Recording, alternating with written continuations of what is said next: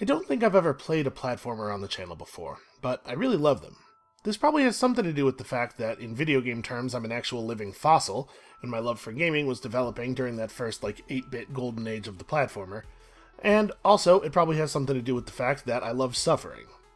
You see, a lot of modern platformers pride themselves on being really, really difficult, to the point that the subgenre these games make up is called masocore. Celeste might qualify as a masocore platformer. It certainly gets very, very difficult if you want to see it all the way to the end. But there's one thing that makes it really stand out from the others in its genre. Its attitude. Most super hard platformers take a kind of mocking tone. There's always kind of a sense that the game is laughing at you, and sometimes that laughter is made explicit when you fail. It's mostly good-natured, meant to make you really want to defeat the game and prove that you're better, but honestly, I find it easy to get tired of that. Maybe this is just a personal problem, but I find it can be grating, especially when I'm not doing well. It sort of has the opposite of the intended effect on me. I have definitely put games down because of this. But Celeste, on the other hand, strikes a very different tone.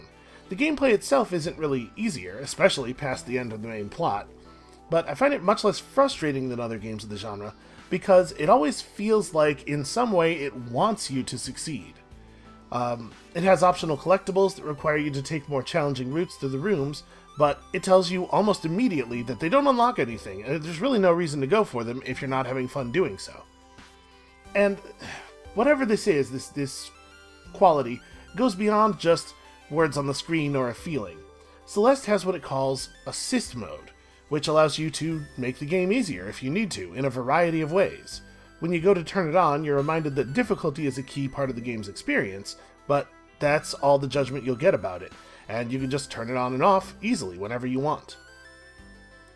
Now, when it says that difficulty is essential to the experience of the game, it's not just talking about the gameplay.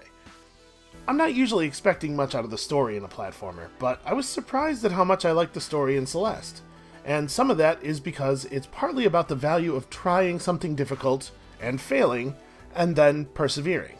If you've watched many videos on this channel, you probably know that I have strong feelings about the value of learning from failure, and even just the experience of failing itself. So how could I not love the fact that the game says this as you load into the second level? Now, the writing in Celeste can sometimes be a little heavy-handed, but I don't think it's really going for subtlety. And it touches on a few subjects about mental health and self-confidence and taking care of yourself that I think are pretty important and worth reinforcing.